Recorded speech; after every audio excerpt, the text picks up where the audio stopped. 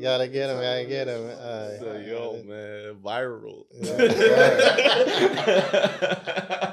Talk. Good talk, brother. Nah, there's a lot of huge shoes I gotta fill in this room, like, cause I seen some of the people that you interview. I watched, a lot of your interviews, so I was like, oh, like. I know, like, but it's one of those if you know things. Yeah. So I was like, a lot of people sleep on some of the interviewees. Right, like, they don't know.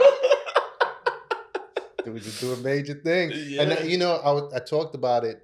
I was sharing this with a friend of mine's and I said it in a short clip that I did, but we always reaching out for these superstar entrepreneurs, these larger than life entrepreneurs, but not realizing the ones that's in your backyard is doing major things, right? And you don't even know about it, right? Like they doing it quiet as kept. But if we tap into them and help them become noticeable, imagine the things that they could be doing, like with a little more support, recognition, and things like that. But you're right, man. A lot they don't know. Like, they don't know. I'm like, oh, I'm watching at all times. So, you got to keep your eye on the goal. Like you have, success in mind. You want to be a millionaire. You want to be a billionaire. You want to have a certain status. But you can't do it alone. Like you need community. You need the people that's gonna speak on your behalf when you're not in the room. So like what I noticed in that was like, oh. You got this person here at the Gentleman's Factory that's doing real estate, or this person's doing finance, and this person's a lawyer and policy. So it's different, a different conglomerate and different camaraderie amongst, black men. And I thought that was super important for me.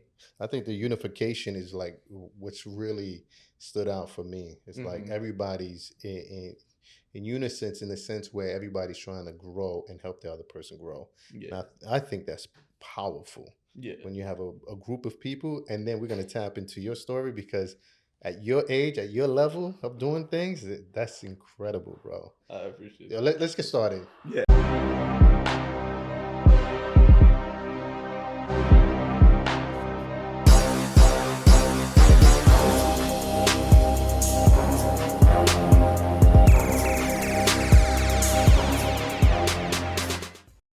Welcome to It Starts Now, the Happy Hour Finance and Business. My name is Stan Lane. Today we have a phenomenal guest, young star in the making, future legend, and I could go on, man, but please welcome our guy, Winston Gordon III.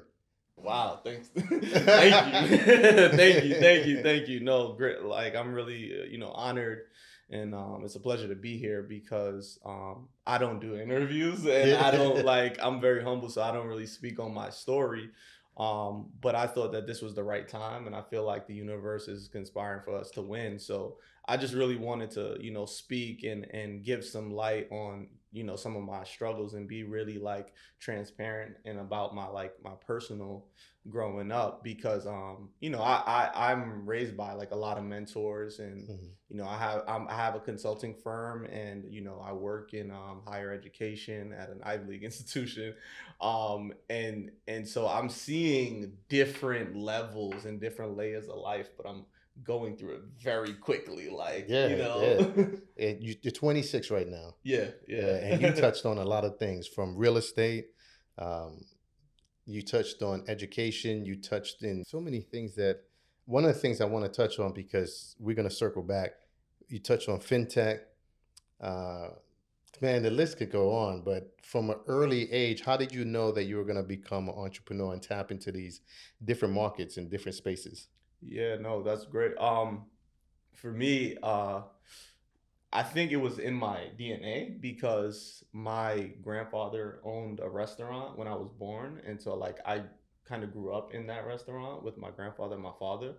And then I didn't know this, but in hindsight, I found out that my grandmother on my maternal side was also an entrepreneur, and also in entrepreneurial endeavors. And so both of those grandparents were they were just, it was within me, and I didn't know. But at an early age, I knew that I wanted to be in control of my own destiny, before it was popular to be a business owner and things like that. And I knew that my time was important, and I knew that I wanted to be successful. Of course, money. Well, that was the main factor, right? I think there was a story about me washing pennies at like 3 years old because I was like, yo, like this is money. So like, so from an early age. And so like, I always had this mindset of like being successful, having a business, whatever profession, I always had inspirational goals of like, oh, I want to be president, or, oh, I want to like, be an architect or a lawyer. And like, I had these different goals, and like, they were always moving and pivoting and transitioning. So when I knew that like, oh, I have entrepreneurship spirit, or I have the ability to make money on my own and find my own destiny, that stuck within my heart. Throughout high school, I I was like, oh, I'm gonna start my own business at some point in the future. Maybe I thought I'd be like 25 or 30, or Right. I didn't think it was so tangible to start at an early age. And I had like my godfather was a great mentor of mine, Gene Petrus, and he like actually helped me navigate through the space. Like every time I would call him at a teenage age when I started working, like 16, he was like, just start, like, it starts now. Yeah. So he was like, just start. And he was just like, all you got to do is just, well, not all you got to do, but what you have to do to start is to, go online, figure it out, and just sign up, and just, just start moving. And so like, at an early age, I was like, okay, this is what I'm going to do. I ended up starting my business at like 21, 20. Okay, but let's circle back a little bit, because let's share the story how you were able to help your family refinance at a young age. Yeah. And broker some deals. Yeah, absolutely. So I got my first job through my church, Emmanuel Baptist Church. And so they gave me a job through Teens That Mean Business. It was a program for teens, entrepreneurship. It kind of sparked that spirit too. And so like at 16, I'm thinking about, oh, I'm going to start a consulting firm, or I'm going to start a daycare. Yeah. Like just like, throwing things ideas. at the wall. Yeah. So I was like, okay, let me figure out how to start, but let me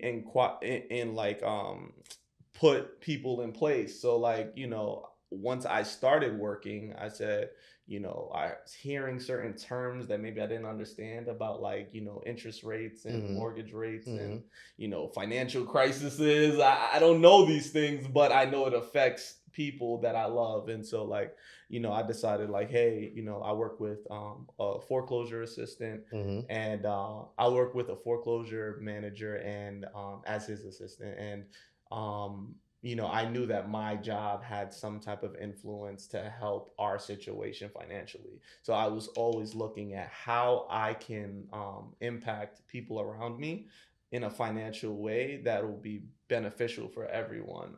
And through that, I was able to make the connection, allow, my grandmother to refinance on her house and do certain things that she needed to get done. And I've always had that mindset, like with everyone around me, I've been able to try to impact their life financially. And so like you mentioned $1 million deal flow. And so like that kind of skips over a lot of things, but at some point I got into rooms where we were talking about $13 million, and we were talking about, 600, well, actually, let me not lie, $120 million deal. At what age? What age was this? This for me, this was very recent, within the last 12 months, so about 25. But like it did not just get there. I really had to learn business, and I had to move into rooms with a certain intention. And so like, Jeff Lindor has been a major mentor for me, because every time I go to him with an idea, he'll just spit back things to me, and it's like, oh shoot, I gotta go back to the drawing board. Like, I think I'm ready, and I come in with all this passion and the ego and like, the confidence, but life don't work like that. No. So it's very humbling to be around some mentors that like can really guide me and point me into the right direction, and can be practical. Right. And letting me know, hey, like, you need to invest in yourself, or like you need to work hard, and you need to do this one thing and become a specialist and an expert. Um, because sometimes, I can get pulled to different areas and I start doing Yeah, this and that and yeah. this and that. But, I've learned that as long as my North Star internally is always set on success and becoming a financial mogul, that's what I'll do. Oh, that's amazing. Let's touch on, because you work for Columbia, and you are the advisor for financial based policy.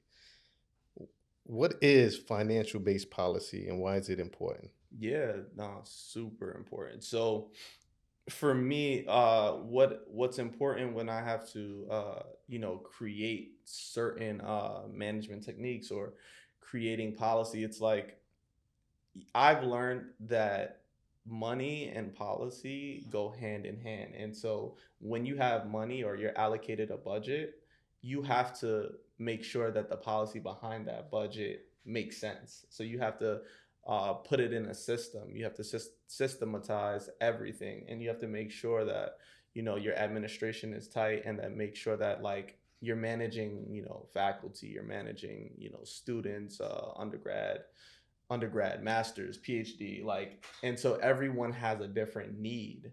And so you have to be sure that, hey, what I do now will affect the lives of, people 50 years down the line. So you have to make sure that, hey, the policy states something very in particular. And this was like a very recent transition because originally, I went in and I was just strictly doing admin, but I started to learn like professionally how to tap into what I'm good at and Hmm. how to tap into the things that I love to do.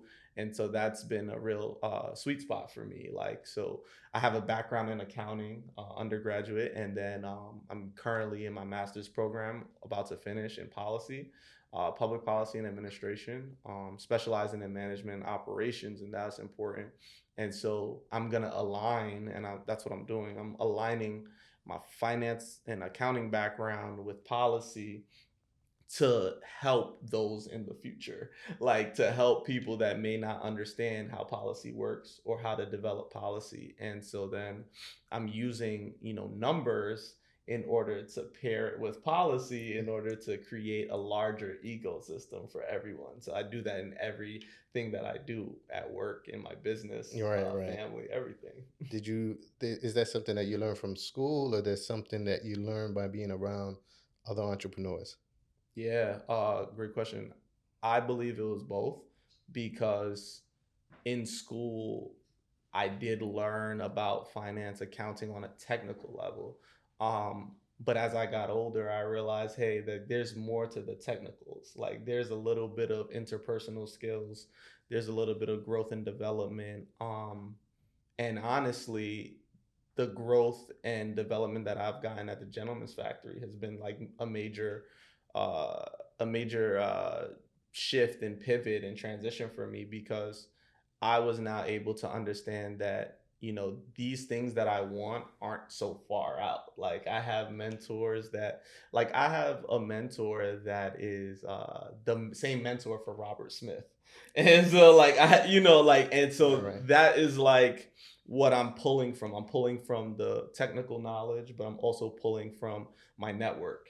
And so like if I continue to put those two together, it's just going to align in the stars for me to be successful and reach the heights that I want to reach. And it's not just a personal goal, it's to continue to do what I'm doing, which is helping those around me, helping my family, my friends, putting people in position to win. So like, kind of like that Rockefeller mindset where it's like, oh, no one falls because everyone will be everyone's crutches. It's like that's really how I see success and how I see my future getting put together. Right. No, that's big. Shout out to Jay Z for that line and for impacting the culture with that line, right? Yeah. Because ever since he said it, I think we made a shift in perspective and said, hold up, I think we need to build a team of successful people. And now we see what success looked like from those words that was uttered back in 2006. And also, you got Dame Dash that really was the pioneer behind that because he kept saying it over and over. So Jay-Z said it in a rhyme, but Dame was the one that was saying it to the team, like, yo, stay focused. Everybody can make this money together. So Shout out to both of them, And actually. shout out to Yeah. Rockefeller, because that's really where this all comes from. Everyone is like a baby of Yeah, Rockefeller. yeah, yeah, yeah. Rihanna, Kanye, everything culture, everything fashion, everything that you see is a product of that. And I don't think that those three gentlemen get enough credit, like Dame, Hove, and Biggs. Like, just making that a cohesive thing, it's like it's golden. That's where I learned a lot of, my mature mentality from, right? Like, It helps speed up the process of your right. development. Yeah. Yeah. That's a major key. I But actually met Dame too before uh, I went to like this concert that he did. It was recent, like a rock concert. mhm. It was pretty dope, and he was just a really cool individual. So Yeah, yeah, that's what's up, man. But yeah, that shout out to both of them. of course. Let's circle back a little bit because you said something that you learn both. You learn how to manage through school and through entrepreneurship, right?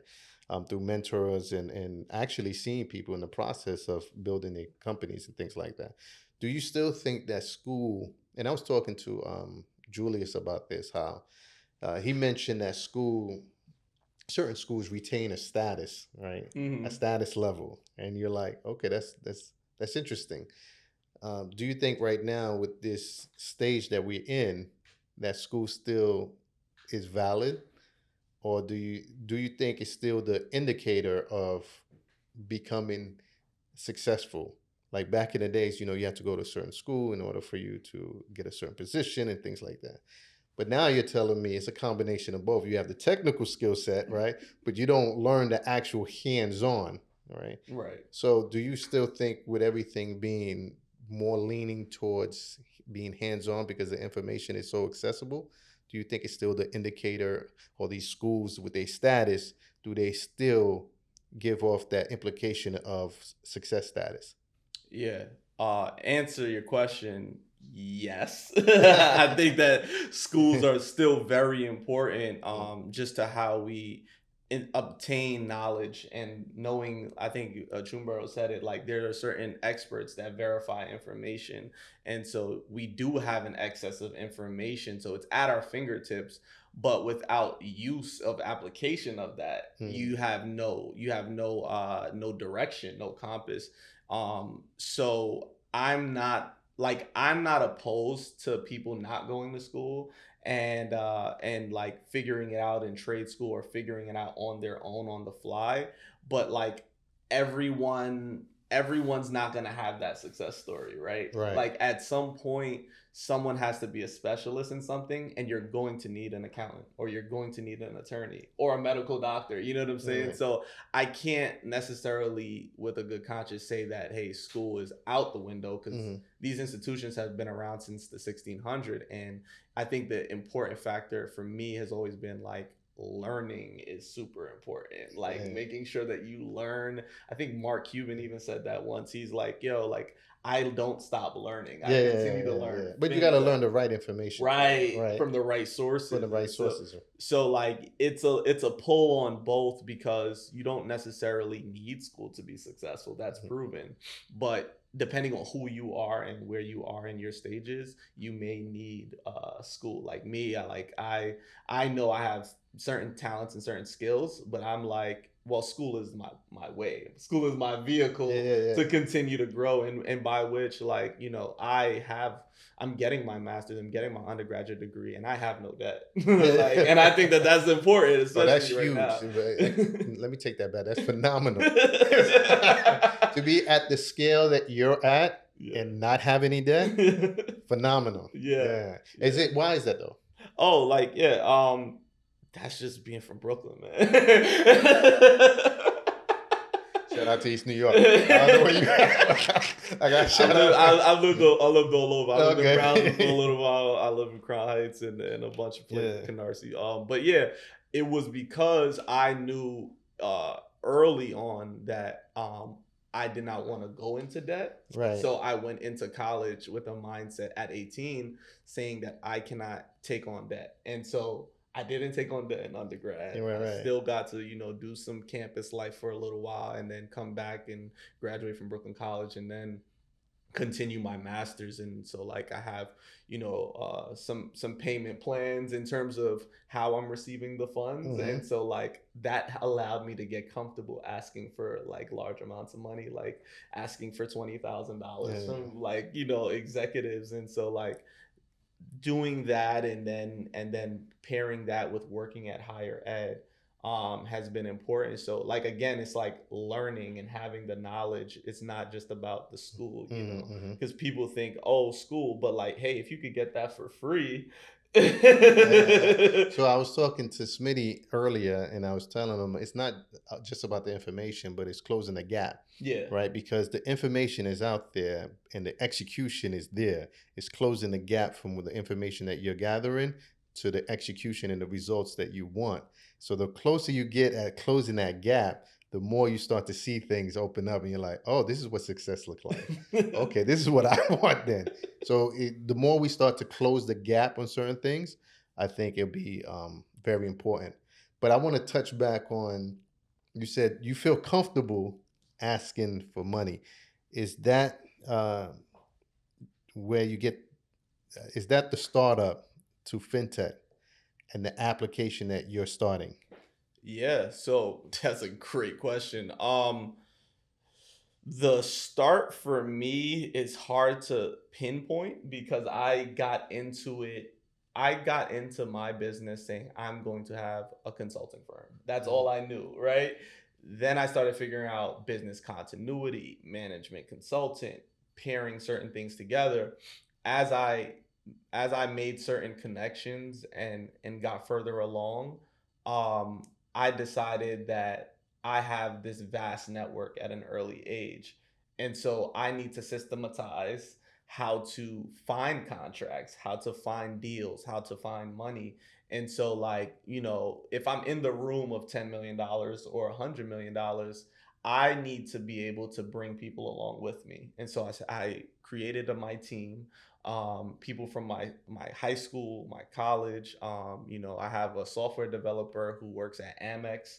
I have another very young, gifted, CSO, which is a strategy officer, and she works at an investment bank. And so like I have some really good minds pairing together, Mhm. like people that I've grown up with.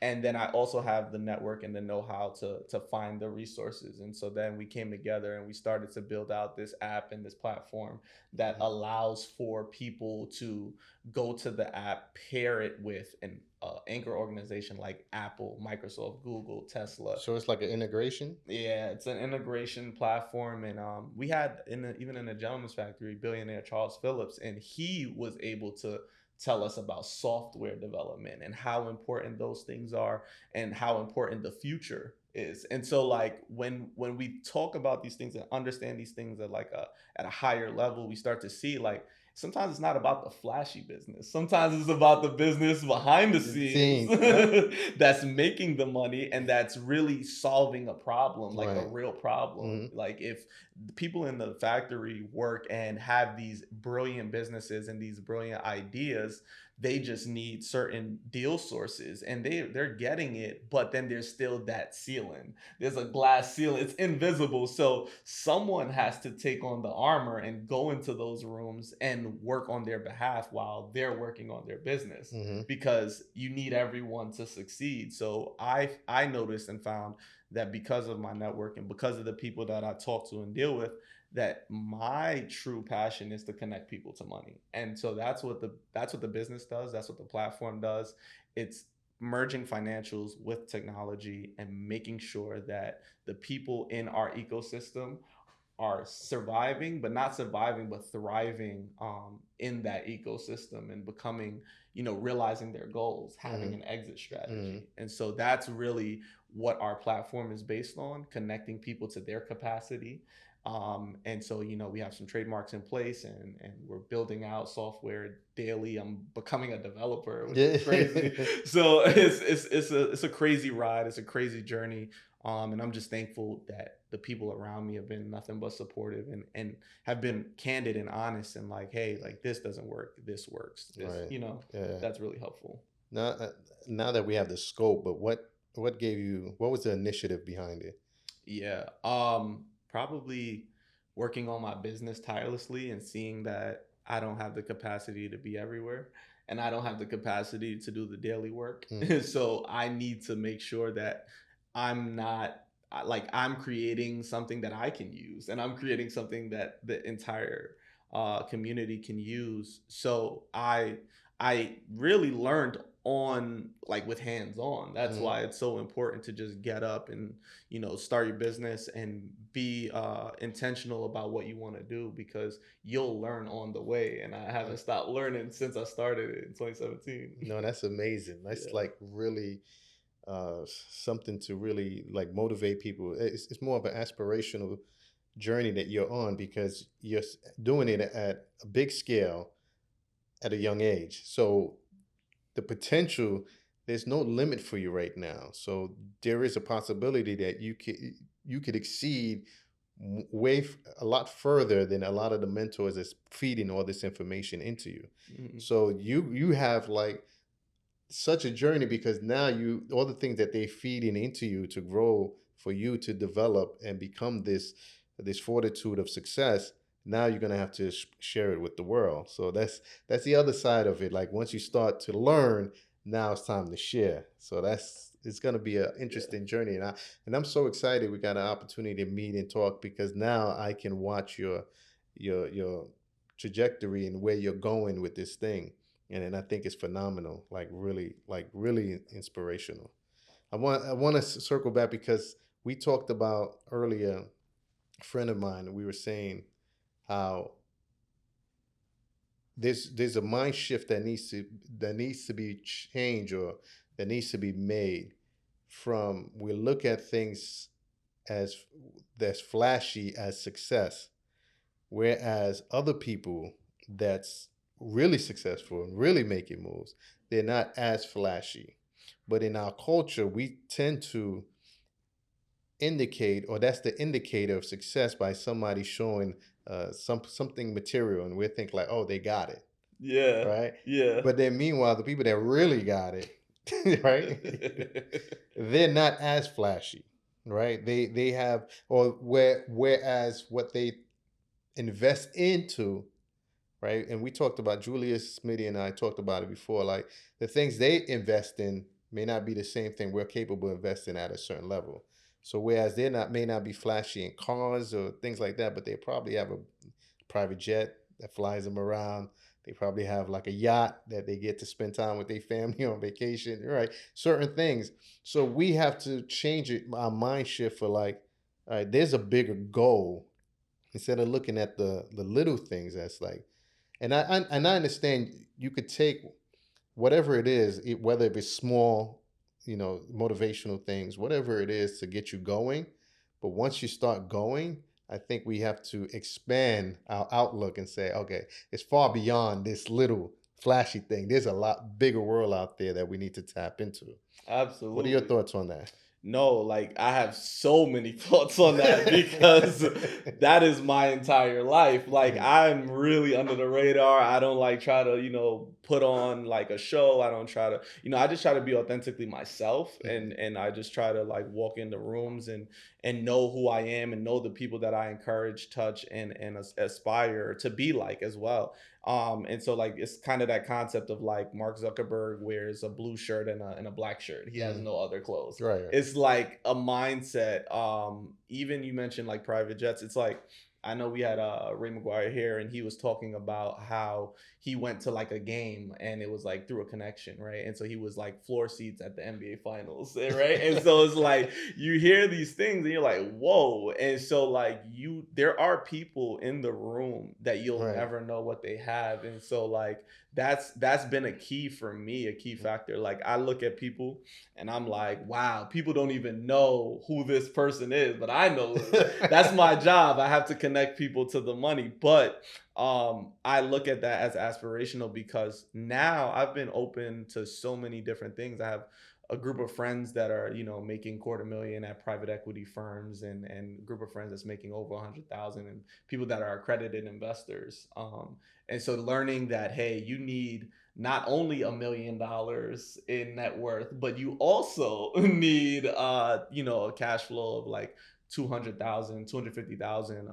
And so like when you start to learn that, like from Robert Smith, that he's like literally printing money with Vista Equity Prints, and learning that these guys are not like, they're not rappers. Like they're not, you know what I'm saying? Like they're literally day-to-day people that just put their head down, went to school and got, really good at their craft. And so like I'm learning that more and more, like that's what I want to do. Like I'm going to, see houses right now, and I have a few that is on my list. I even have some places that I can't really mention that like is really gonna blow up. And so like, just understanding how to build their portfolio, understanding who to talk to about cash flow with financing, operating cash, investing. Those are things that I'm learning from these plainclothes millionaires, right? Like that's the millionaire Yeah. next door theory. And so I like that idea very much because the flash is cool, but it doesn't get you anywhere because there's an emotional toil that or turmoil that you put on yourself when you have to present a certain way all All the the time. time. And Yeah. that's just, it's too taxing, and Hmm. you could be putting your efforts and investing your time into something else. I'm glad you touched on that. How does that emotional imbalance affect you? Yeah. Because at a young age decided to go to therapy, Yeah. right? And I think that's phenomenal. I think that is something that we should all tap into, at least try to figure out what emotional disconnection that we're having that's causing these conflicts from us to succeed, right?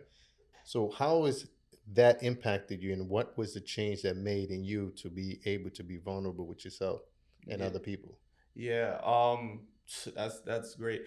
I know that I've gone through some really serious situations. I've lost a lot of people close to me at an early age and thought it was normal, or like been through some struggles. Like honestly, um, I I I was in a shelter at one point. I was going from house to house. There were a lot of things for me that shaped me to be who I am and where I am, but I thought that my perception of the world was, just how it was and how things were. And of course, coming from strong backgrounds where, my grandparents lived in maybe one room with 11 children or 10 children, and on both sides. And so like I come from a strong lineage of fighters and people that have an internal strength. But it's not always good to always just be strong. Like sometimes you have to address like some of the pain. You have to address, and I think even like we talked about it earlier, like in some of the music that we hear, people are talking about their pain and they're being transparent and vulnerable. And so like I knew that there are moments where, hey, my vulnerability may help someone else. Like my cousin, honestly, he passed away in 2020 and he took his own life, and he was a PhD at the age of 30. And so like me seeing that, understanding that he probably was dealing with some of the tolls that I go through. And then like just again constantly just being, I'm the oldest child, so I'm constantly being the person that people look to Hmm. and Oldest put out of on both sides. So the oldest out of how many? oh, the oldest out of four. Okay. Yeah, so like, and yeah, seven if you want to count marriage. So just being the oldest and being that person that people are relying on. Like people are, whether I want to or not, people are watching me and they're like, what is he gonna do next? Hmm. How is he gonna make it through this? How is he gonna survive? And a lot of times it's really tough. Like it puts something on me where it's like, I don't want to do this, but I have to get up and do it. Hmm.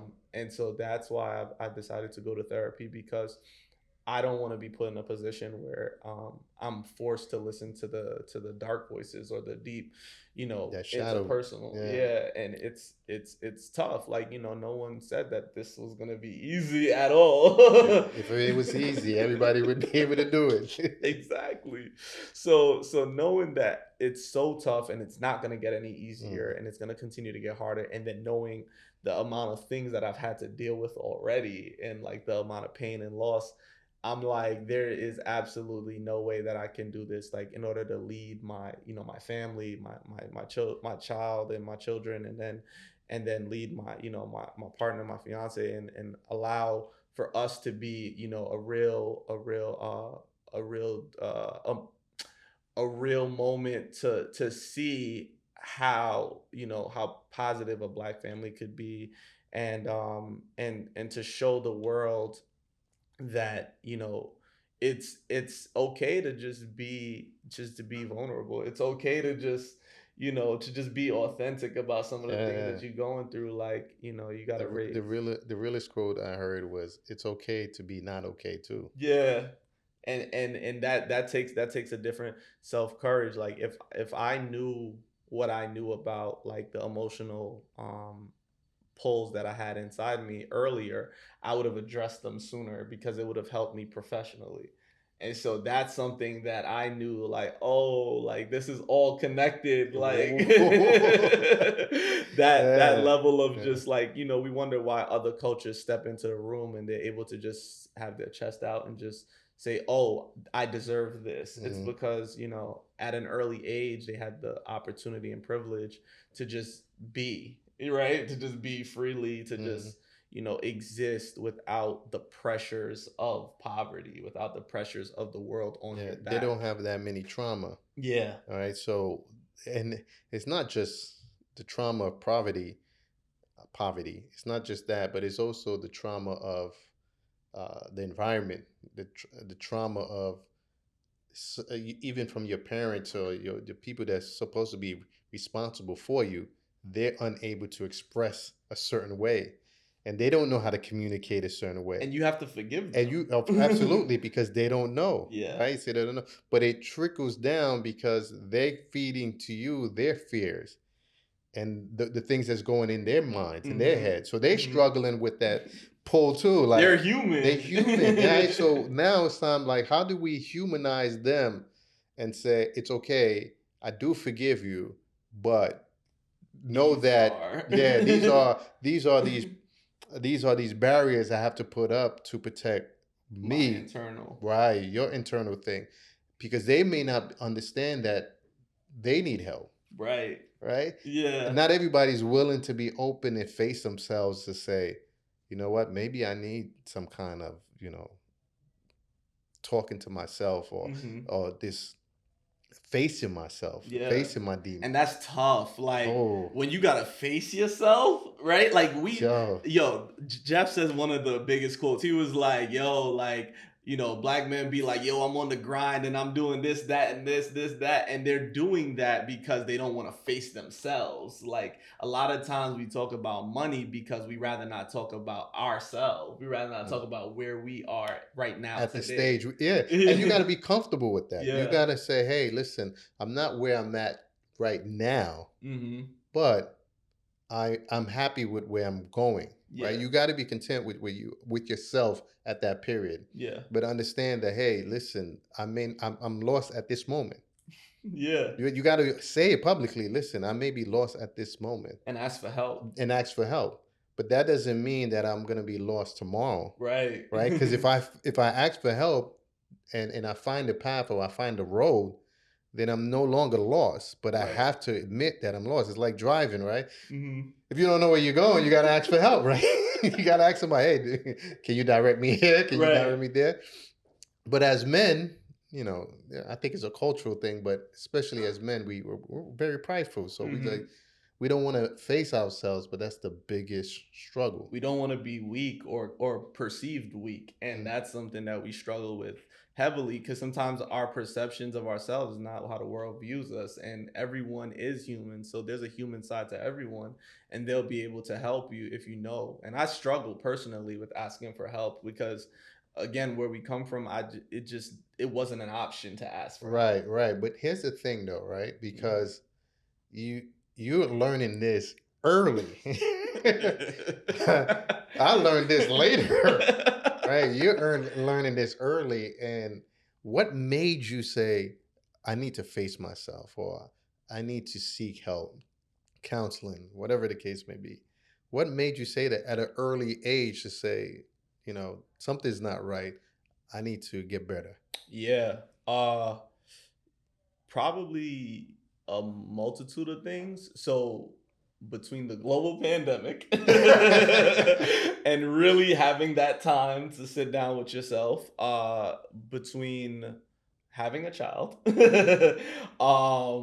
wanting to be better for them and not pass on traumas, between going through traumatic experiences through the pandemic where I almost lost three major people in my life close to me due to the virus. It was something that Something awakened. yeah, it was like you can't ignore this anymore. You're running from your pains, and you don't want to end up in a cycle where you now have an addiction like other people in your family. And I ran towards the safest route of me facing whatever it is that I think is the end of the world inside Mhm. of me. And so I think that route is better than seeing some of the things that I've seen suffering from addiction, and how that affected the family unit. And like, if I want to build these ecosystems outside of my family, I have to make sure that the foundation is set, and I have to make sure that internally I'm okay, because if I'm not okay, then no one else will be okay. And that's something that I learned, where it's like no one's coming to save you, right? Like, so you have Not to at all. save yourself, Hmm. because it can go too far. I've had situations where people have been in jail had to learn themselves in isolation, like, Yeah. and like, why do that, right? When you have examples of what to do and what not to do. So for me, like, I'm like, okay, I don't really trust this therapy thing, Hmm. Yeah, right? yeah. Like, because I have trust issues. Right. But I'm gonna give it a try, because I have nothing left. Like, when you get to that moment, I really got to a moment because of all my experiences. Candidly, I got to a moment where I was like, I can't do this no more. Like, I have nothing left to give. So I need to make sure that, hey, I gotta replenish and restore and find things, hobbies that I'm passionate about, and do other things outside of business and outside of taking care of the world, because I gotta take care of myself Self first. first, yeah. Yeah, self-preservation. Self-preservation is key. Yeah. And it's only in isolation can you replenish. Yeah. Because if you have all these distractions, then it's really hard to do, right? Yeah. So you go in isolation, you replenish yourself, get your energy, and then that's where you're able to face the world. Right. But this has been amazing, brother. Like, and I'm really, really extremely proud of your success, and I know more success is coming. So I'm gonna keep tab because I'm gonna keep watching. But I am extremely happy. Before we even end this, I just want to say one final thing. If you had to share one thing to get people started, especially the young generation, your generation, to get people started and chase after their dreams and become that inspirational person like you are, what would you say? I would say focus on your emotional maturity and your discipline. Um, those two things can carry you further than anything else, because the mentors that I have that are with the Robert Smiths of the world, they understand that you can't have an emotional moment of weakness because you can't afford it. And so you have to make sure that you're strong enough and disciplined enough to get up every day and do that thing that you love. And so after, me going to 8+ or 7+ countries, and just seeing the world in Asia and Europe and America, and like, I understand that certain privileges that we have here, we can't take that for granted. No, So that's what I would say, is like, make sure that you use this moment to do the things that you love, and to make sure that you're passionate about it, and success and the money will come. that's what's up, man. Thank you, brother. Salud. Salud. Yeah. Where can they reach you if they need to get in contact with you? You can find me on LinkedIn, Winston Gordon III. You can find me on Instagram, of course, Young and Beloved, YOUNG, letter N, Beloved, BELOVED. And you can email me as well, Winston.Gordon III at gmail.com. My man. Yes, sir. Yo, it's been dope, kid. This was another great episode. If you'd like to keep up to date, You can find us on IG at It Starts Now. And if you got something out of this, you can always like, share, subscribe, and feel free to leave a comment. Your feedback is very valuable to us. I am Stan Lane, and don't forget, it starts now.